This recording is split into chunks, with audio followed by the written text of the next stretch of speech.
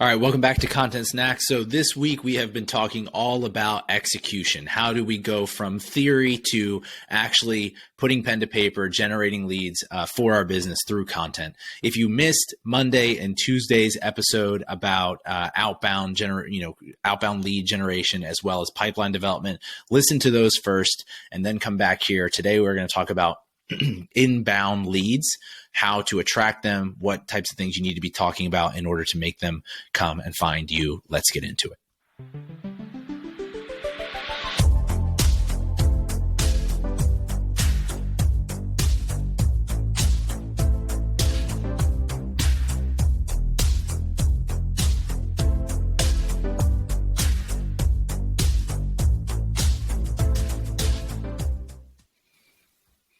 Okay, so far we've been talking a lot about outbound actions, and some of those will eventually lead to inbound leads. You know, as you're continuing to put content out there, as you're continuing to reach out to the right types of folks, developing that pipeline, the beauty of doing all of that activity is that over time, you begin to rank for certain terms, or you begin to be, whether it's digitally or not, you begin to be known for a certain ability or skill or product or service or whatever it is. And you begin to have people come to you unsolicited who are looking for answers. They may just be looking for help as they're trying to figure out, a specific problem on their own, or they might be looking for you to help them solve that problem through your product or service. Either way, that is an inbound lead. So how do we talk to these people? How do we create content that can actually attract these people and help us get to the holy grail of conversion at some point? Well, first of all, we need to start with top of funnel. So this is going back to, we've talked about this several times, but the hero's journey, right? And if you haven't seen that or listened to that, go back and listen to some of our previous episodes on that subject. Go back and listen specifically to the episode where I recorded my talk for a social media marketing class. I think it was like 2 or 3 weeks ago, because I get in depth on how to think about that. But you need to start at the top of the funnel with, what are they trying to accomplish on their journey? What is it that they're what is the objective they are going after? And how can you assist? How can you be the guide, to use the hero's journey language?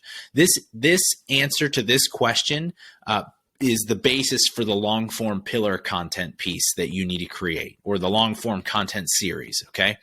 So whatever it is that your customer is trying to achieve objectively, answer that question and how you can assist them through long form pieces of content. From there, they might have little questions that are along the way. They might have little things that pop into their head like, yeah, I want to get fit. I want to get, I want to be able to go from lose 100 pounds, right? That's my overall objective. And yes, I need you, personal trainer, to help me through your content.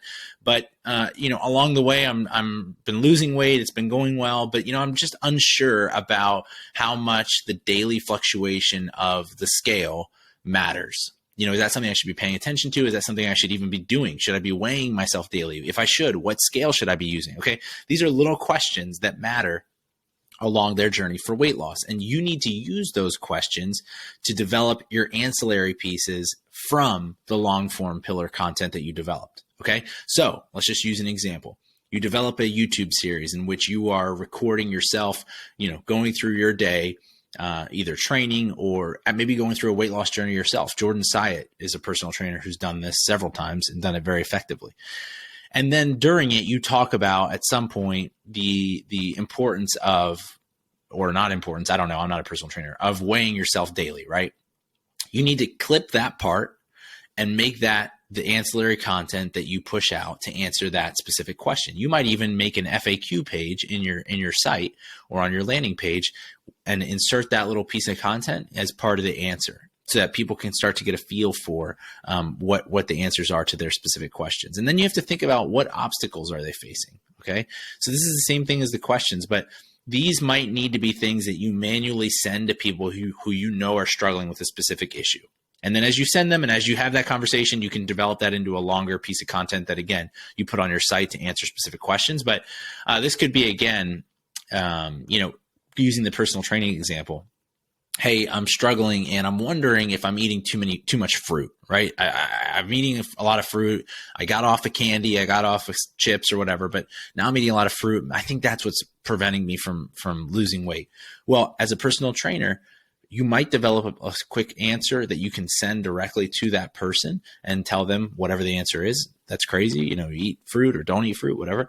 But then again, take that conversation, anonymize it. Don't call that person out, and turn that into a piece of content. So you're addressing both the proactive questions that people have, or you're proactively addressing questions people might have, like, should I be weighing myself every day?